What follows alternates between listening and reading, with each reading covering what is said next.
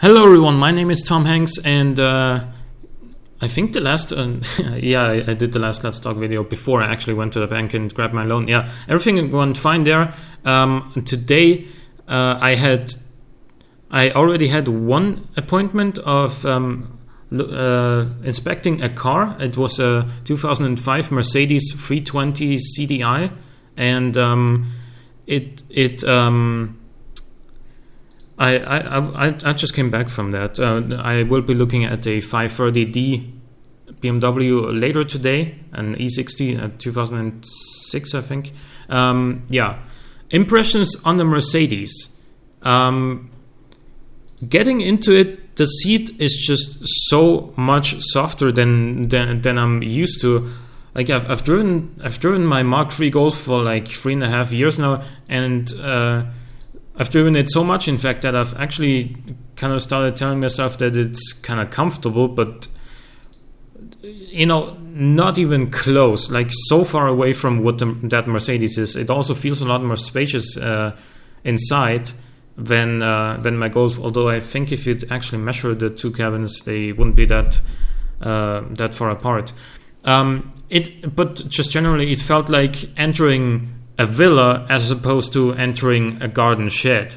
It was actually a little bit overwhelming in that regard. It just felt, at first I felt a little bit lost when taking the test drive. It was also an automatic, of course. It is the 7-speed automatic, so it's a post-facelift model of the W211 model series. Obviously, I had to get used to an automatic, and I would still need to get used to it because I've driven manuals all my life. And I was extremely cautious when parking out, obviously, because not being used to automatics and the car not actually being my car, I really didn't want to bump into any of the other parked cars. But once we got rolling, it actually felt pretty decent. Although one thing I noticed is that when you're just cruising along, and then the speed limit that you're allowed to go gets higher, and you put your foot down, the transmission actually takes a little bit until it realizes that you now want to accelerate, and then it shifts down. It takes what feels like forever in order to actually do its thing and downshift to make it accelerate better. So in that regard, I would prefer a manual, but there's a couple more things that struck out. Firstly, just the ride quality in general. You don't feel any bumps in the road at all. It's just like everything's a smooth, freshly made piece of tarmac, which in most situations it isn't. It just doesn't feel like it just feels like there's no rough terrain or anything at all. It just doesn't exist. And then also the brakes felt so much stronger than what I'm used to.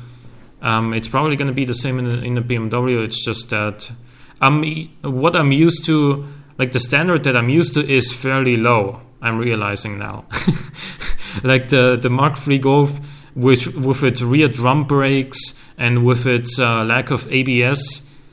Obviously, if you're used to that sort of braking, then driving a modern car with disc brakes all around, big disc brakes all around, and ABS, it feels a lot stronger. I